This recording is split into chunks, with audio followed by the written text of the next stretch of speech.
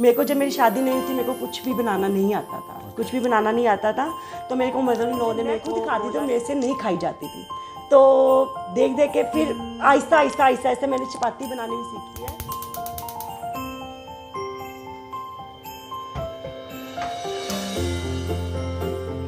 उन्होंने बोला मम्मा वाह ये तो बहुत टेस्टी है। तो मैं घर पे ही मैंने बनाना स्टार्ट किया। उसके बाद मैंने मेरे बेटे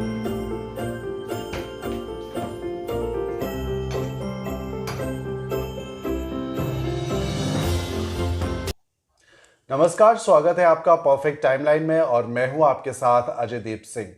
दर्शकों, कोविड की अगर बात करें तो कोविड एक ऐसी महामारी बनकर सामने आई जिसने देश के कई लोगों को अलग अलग रूप से लाचार कर दिया। कहीं पर हेल्थ की वजह से लोग लाचार हुए, कहीं पर नौकरियों की वजह से, और कहीं पर आप घर से बाहर कदम रखने के बारे में भी सोचने से लाचार हो गए। लेकिन आज जिस महिला से हम आपको मिलवाना चाहते हैं वो एक एंटरप्रेन्योर हैं। घर रहकर ही, जब कोविड में वो घर से बाहर नहीं जा सकी, लेकिन घर रहकर ही उन्होंने कोविड को जो है अपनी सक्सेस में रुकावट नहीं बनने दिया।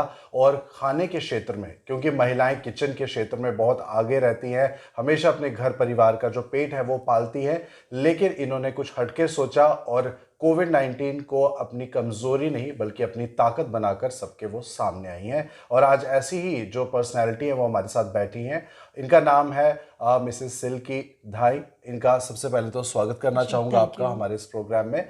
तो कोविड की हमने बात की और किचन की हम बात कर रहे हैं, तो कैसे आपके मन में ये आइडिया आया जब बाहर हर तरफ मायूसी, निराशा, लोग बहुत थका हुआ महसूस कर रहे थे और कहीं ना कहीं बंधा हुआ महसूस कर रहे थे, आपने कैसे अपने पंखों को उड़ान दी और इस तरह का जो इनिशिएटिव है वो लेना शुरू किया? जी, पहले तो मैं आपका शुक्रिया अदा करती हूँ कि आपके ज़रिए ही, आपके चैनल के ज़रिए मैं लोगों तक अपनी बात उनके सामने रख पा रही हूँ।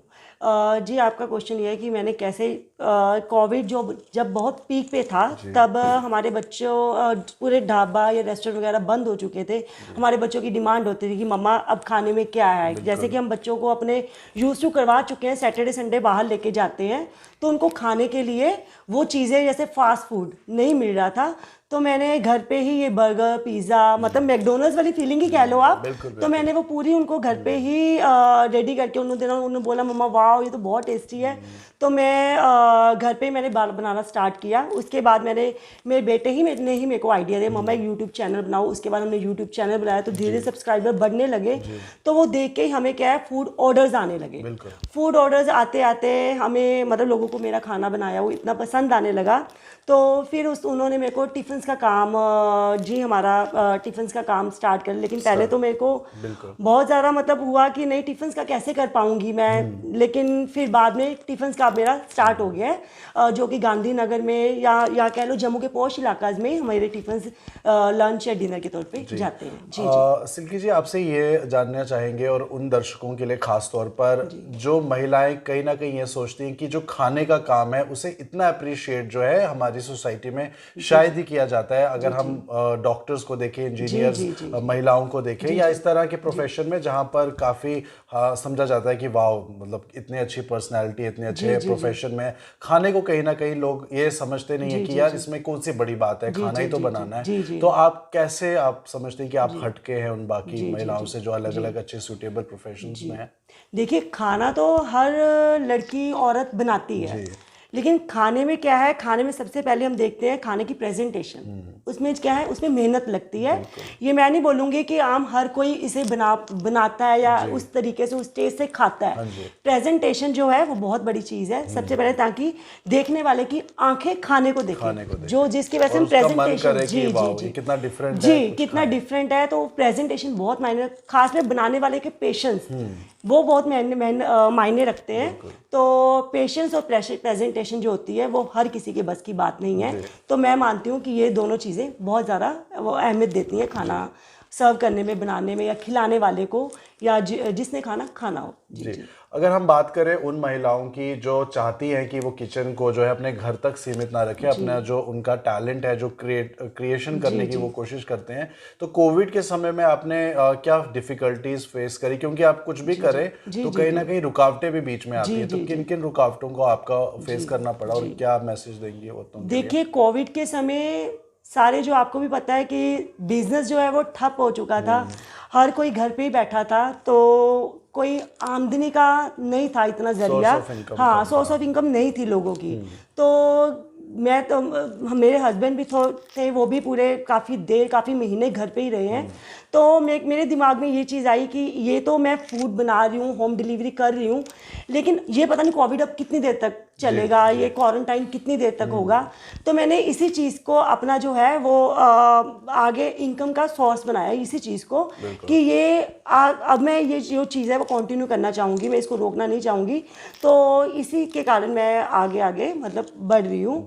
तो इस परेशानियां बहुत हुई थी। कई बार जब मैंने यूट्यूब चैनल सब मतलब अपना ओपन किया तो कई बार गुस्सा भी आता था कि हाँ यार मेरा ये वर्क नहीं कर रहा, मेरा चैनल इतना नहीं कर रहा। लेकिन जैसे जैसे लोग देख रहे थे, मेरे को ऑर्डर्स आ रहे थे घर पे, तो यही बोलूँगी कि हर चीज़ में हमें मुसीबतों में बिल्कुल भी ये नहीं करना चाहिए हाँ हम बैठ गए आराम से कि हमें परेशानियाँ हर किसी की लाइफ में आती है। जी, परेशानियाँ आती हैं, लेकिन हम उन परेशानियों से बहुत कुछ सीखने को मिलता है। एटलीस्ट मुझे बहुत कुछ सीखने को मिला है इन परेशानियों से कोरोना के टाइम में। तो मैंने अब उस चीज़ को अपना पैशन बना लिया है, अपना इनकम और सोर्स बना लिया है। जी जी।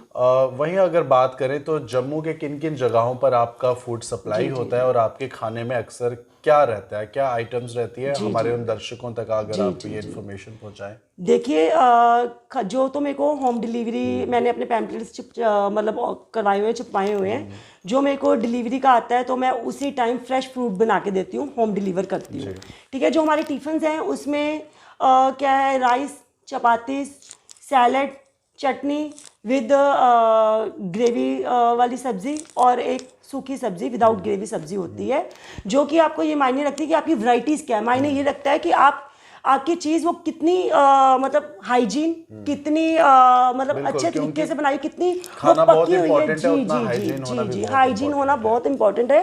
तो वो हमें देख के ही पता चल जाता है कि किस, और मेरा जो फूड है वो लेस ऑयल है, लेस ऑयल। जी जी जी। साथ ही साथ अगर हम चाहें, जो हमारे दर्शक आपको सुन रहे हैं, देख रहे हैं, उनके लिए अगर मैं ये जानना चाहूँगा कि किस तरह से क्योंकि आप कुछ भी स्टार्ट करती हैं, किस तरह से आपकी फैमिली ने आपको सपोर्ट किया, क्योंकि बिना परिवार के सपोर्ट के, क्योंकि आप मैरिड भी हैं, आपके बच्चे भी हैं, तो इट्स नॉट दैट इजी। तो कितना सपोर्ट आपको आपके हस्बैंड से रहा, बच्चों से रहा और फैमिली के अलग मेंबर्स से, क्या कहेंगे? पहले तो मेरे father in law, mother in law है जो अभी इस दुनिया में नहीं है। ठीक है, उनका मेरे को ये सब सिखाने में मैं बोलूँगी उन्हीं का हाथ है। मेरे को जब मेरी शादी नहीं हुई थी, मेरे को कुछ भी बनाना नहीं आता था, कुछ भी बनाना नहीं आता था। तो मेरे को मदर इन लॉ ने मेरे को बोला कि हमारे यहाँ पे नॉनवेज बहुत ज़्यादा, मतलब बहुत ज़्यादा हम खाते हैं, तुम नॉनवेज सीखो। तो मैंने बुक्स अपने आज से 16 साल पहले मैंने बुक अपनी लेके आई नॉनवेज सीखने के लिए। तो मैं नॉनवेज बनाना सीखा। फिर जब आई तो किसी भी बुक में ये नहीं लिखा होता कि चपाती कैसे बनती है। जी जी जी, जी। फिर मैंने चपाती मैं बना के देती थी अपने फादर और हस्बैंड को बना के देती थी, तो वो खाते थे। लेकिन मुझे भी पता था, लेकिन जो बनाता है उसको पता होता है कि क्या सॉफ्टनेस नहीं है उसमें वो मतलब ज़्यादा देर तक रहने वाली चपाती क्योंकि मेरे को नहीं आती थी बनानी। तो लेकिन वो मेरे फादर इन लॉ मेरे को बोलते थे कि हाँ बहुत अच्छी, मेरे को आज भी उनकी ये बात याद है। वो हमेशा मेरे को बोलते थे सिल्की नहीं अच्छी, मतलब सिल्की अच्छी बनी है, वो ये बोलते थे बहुत अच्छी बनी है, बहुत अच्छी बनी है। तो मेरे को भी जब मैं खुद खाती तो मेरे से नहीं खाई जाती थी। तो देख देख के फिर आहिस्ता आहिस्ता मैंने चपाती बनानी भी सीखी है। तो मैं ये बोलूँगी आपके आसपास अगर पॉजिटिव वाइब्स हो ना तो आप बहुत कुछ सीख सकते हो, बहुत कुछ कर सकते हो।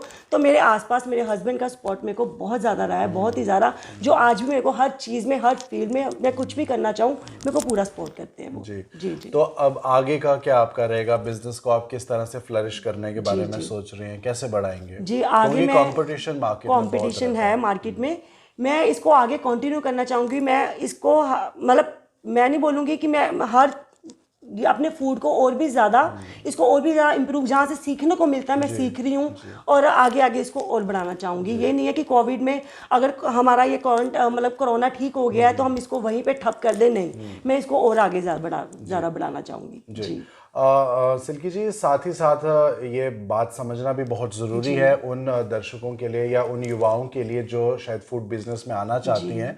कहीं ना कहीं हम सोचते हैं कि किसी भी काम को करने से पहले हमें एक प्रोफेशनल डिग्री होना ज़रूरी है। अब अगर हम होटल मैनेजमेंट की बात करें, खाने के बारे में बहुत कुछ सिखाया जाता है, बताया जाता है, तो आपको लगता है कि क्या इतना ज़रूरी है कि आपको कोई कोर्स करना है या फिर आप खुद से क्रिएट कर सकते हैं अपने एक्सपीरियंस से? उस पर आपकी क्या राय है? जी, मैं नहीं मानती आपको कुछ सीखने के लिए किसी हाँ, कोर्स ज़रूरी होते हैं, कोर्स हर जगह पे हर चीज़ के लिए हुए हुए हैं, लेकिन आप में अगर सीखने की शौक है ना, आपको किसी चीज़ को सीखने का, आपको लगन है किसी चीज़ को तो आप सीख सकते हो। मैंने कोई कोर्स नहीं किया किसी चीज़ में, लेकिन मैं मानती हूँ कि मैं अब अच्छा फूड बनाती हूँ, उसको आगे डिलीवर करती हूँ और सही टाइम पे सही मतलब उसकी क्वालिटी वगैरह, क्वालिटी वाइज हाँ, अच्छे से उसको हर चीज़ को अपने टैकल कर रही हूँ। तो कोर्स की ज़रूरत नहीं है, अब हर चीज़ अपने दम पे ही सीख सकते हो। जी। तो एंटरप्रेन्योरशिप की हमने बात की और प्रधानमंत्री मोदी भी यही कहते हैं कि आत्मनिर्भर होना बहुत ज़रूरी है, और कहीं ना कहीं आप भी आत्मनिर्भर बनी हैं और हो रही हैं। तो एंटरप्रेन्योर्स का क्या फ्यूचर है हमारे जम्मू कश्मीर में, किस तरह से देखते हैं आप? क्या रिस्पॉन्स है मार्केट से? जी, मैं बोलूँगी कि अभी महिला दिवस भी आ रहा है। पहले तो महिला दिवस की भी सबको बहुत बहुत मुबारकें हो। तो नारी को मैं बोल रही हूँ, महिला को जो है अपने आप में सशक्त होना चाहिए। उसको हर अपने काम को सक्षम बनाने के लिए उसका सशक्त होना बहुत ज़रूरी है। तो नारी तो अपने आप में भी एक सशक्त मतलब मानी गई है। तो इसको हमें नारी अपने आसपास एक पॉजिटिव वाइब्स जो है वो फैलानी चाहिए और हर चीज़ को करने की क्षमता हमने में होनी चाहिए। तो यही कहना है मेरा। जी।